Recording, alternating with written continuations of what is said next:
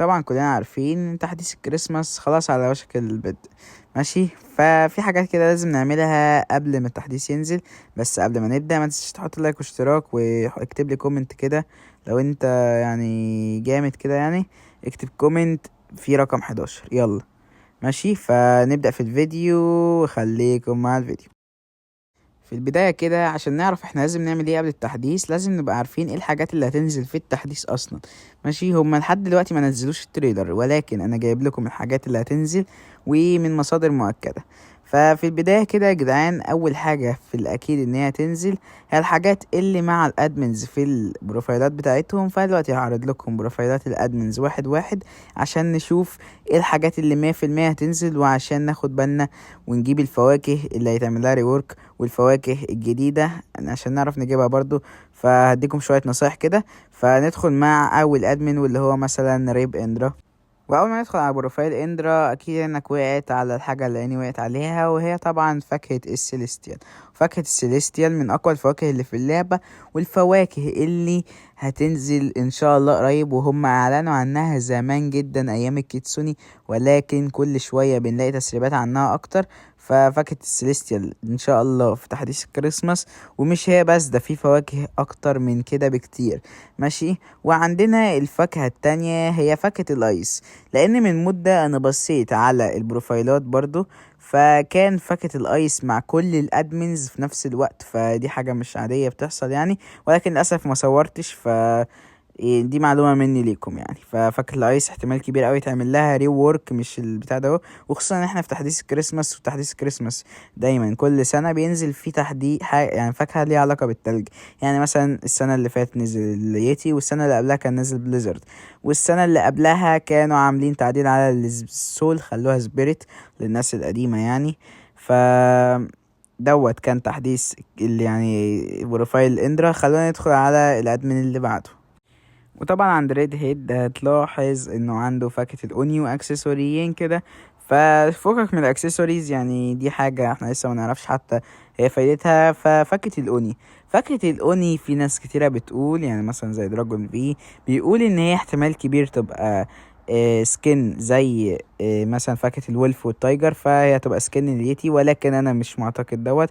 فبرضو من الحاجات اللي المفروض تجيبوها هي فاكهة اليتي، وخصوصا ان هي ليها علاقة بالتلج، فاحتمال كبير ينزل لها ريورك التحديث دوت.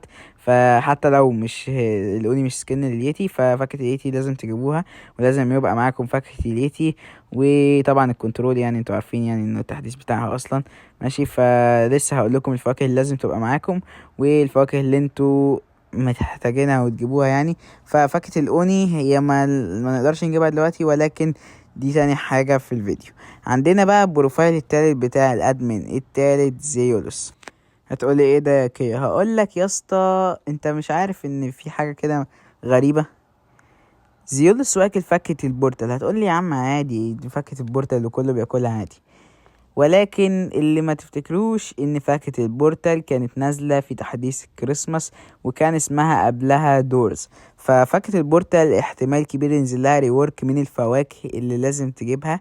ومش دي حاجة يعني، دي مش حاجة الناس بتتكلم عنها يعني، ولكن في احتمال كبير ينزل لها ريورك وتبقى مثلا سكن او حاجة. فانصحك تجيب فاكهة البورتال من الفواكه اللي لازم تجيبها. فخلينا ندخل على الحساب اللي بعده. وعندنا هنا شافي معاه اسلوب الانجل. فاسلوب الانجل احتمال كبير يبقى محتاج ريس الانجل، فلازم يبقى معاك ريس الانجل في 4. ودي حاجة مهمة يعني، ما تعملهاش سكيب. وخلينا ندخل على الادمن اللي بعده، اخر واحد وهو اوزوس. واوزوس معهوش غير اكسسوري واسلوب الدراجون تالون ومعاه البورتال. فالبورتال اديني قلت لكم اهو، يعني انصحكم تجيبوا بورتال. والفواكه اللي احنا محتاجينها دلوقتي فهي اليتي والكنترول والبورتال والايس. دي الفواكه اللي انتوا محتاجين تجمعوا منها كميات. يعني حاولوا تجيبوا 2 من كل واحدة او واحدة على الاقل، يعني اللي انتوا تعرفوا تعملوه اعملوه. ماشي، فدي الفواكه اللي احنا محتاجينها. خلينا ندخل على بقية الحاجات. اول حاجه طبعا زي ما قلت لكم ريس الانجل، فاحتمال كبير تحتاجه في مهمه الانجل الاسلوب. فدي مهم جدا يا جدعان، ما تنسوش. وفي حاجه كمان انك تكون معاك فلوس كتير جدا او فراجمنتس كتير جدا، يعني 10 مليون على الاقل فلوس، ومثلا نقول 30-40 الف فراجمنت علشان هنحتاجهم جدا في التحديث دوت. والفراجمنتس من اهم الحاجات، يعني ما ينفعش تهملها ولا تقول يعني هنحتاجها في الرايدات بتاعة الحاجات، وفي الأغلب هنحتاجها في رايد لاو. هتقولي ليه رايد لاو؟ بما انهم هيعملوا فاكهة الكنترول، فرايد لاو 100% هيكون عليه ريورك، لأن رايد لاو يعني لو ما تعرفوش في ون بيس، فلاو هو صاحب فاكهة الكنترول، فطالما هيعدلوا فاكهة الكنترول فهيعدلوا على وشاح لاو، وهيعدلوا على الرايد بتاعه وهيخلوه أصعب، وممكن هو اللي يكون بيعمل الريورك للكنترول، والكنترول ما تعدلش من نفسها. فلفلوا الكنترول من دلوقتي علشان اول ما ينزل التحديث الكنترول تكون معاكم بالريورك. ماشي، وجهز تيم يعني كده، واللي هو يظبط نفسك يعني. فدلوقتي لو انت عايز مساعدة في التحديث، يعني عشان التحديث هيبقى فيه رايدات وكده، ادخل سيرفرنا في الديسكورد، هتلاقيه تحت في الديسكريبشن. ماشي، ما تنسوش، واكتب لو هنا لو انت وصلت لحد هنا يعني دقيقة 6 وكده بقى، فاكتب لي قلب اخضر يا عم، قلب اخضر، وانا اعمل لك قلب واقول لك اخويا اللي مكمل الفيديو. ماشي، لحد هنا ونكون وصلنا لنقطة مهمة جدا، وبقية الفيديو هو اهم حاجة. ركزوا في اخر حتة في الفيديو علشان اخر معلومة هي اهم واحدة يا جدعان. دلوقتي طبعا انتوا عارفين ان هم بيهتموا بموضوع مثلا صيد السمك والحاجات دي، فانصحكم من دلوقتي تكونوا صايدين معظم انواع الاسماك، وتكونوا مطورين السنارات وكده، علشان انا متأكد 100% ان تحديث الكريسماس هيبقى فيه مهمة ليها علاقة بالسمك، وهتكون بتدي حاجة جامدة جدا. فانصحكم من دلوقتي تكونوا مهتمين بالسمك وكده. عن نفسي انا مش مهتم يعني، بس اللي هو ايه، انا كده كده مش بلعب اللعبة في الفترة الحالية بسبب ان اللعبة بطلت تنزل تحديثات، فنستنى التحديث اللي جاي يوم 25 لو انت مش عارف يعني، فنشوف ايه اللي ممكن ينزل فيه.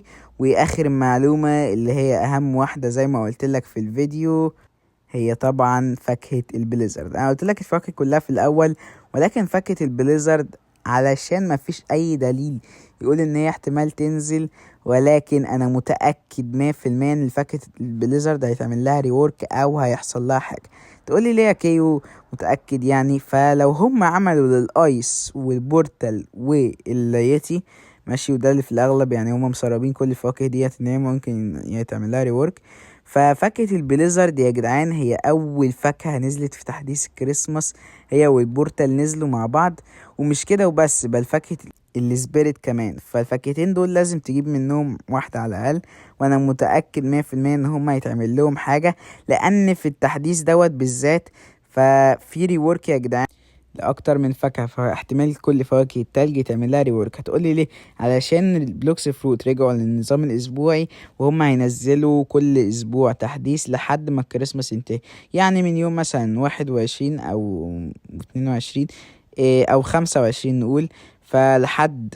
انا عايز افكركم بحاجة، في السنة ديت مش السنة اللي فات قصدي، زي الوقت دوت كان عندي 100 مشترك، وقلت لكم اتحداكم توصلوني 500 مشترك قبل نهاية السنة، وكل سنة وانتم طيبين يعني. فوصلتوني 700 مشترك، ووصلنا عدد اضعاف كتير جدا، فبالنسبة لوقتها كان رقم كبير جدا. فدلوقتي انا بطلب منكم ان احنا نوصل 6000 مشترك قبل نهاية السنة، وانا عارف ان انتوا هتعملوها، وعايز دعم جدا جدا منكم. واي واحد بيحب كي وعايز يعني عايزنا نستمر يعني، يكتب تعالى التعليقات كل واحد ان شاء الله ايموجي يعني. واتمنى يكون الفيديو عجبكم، والسلام.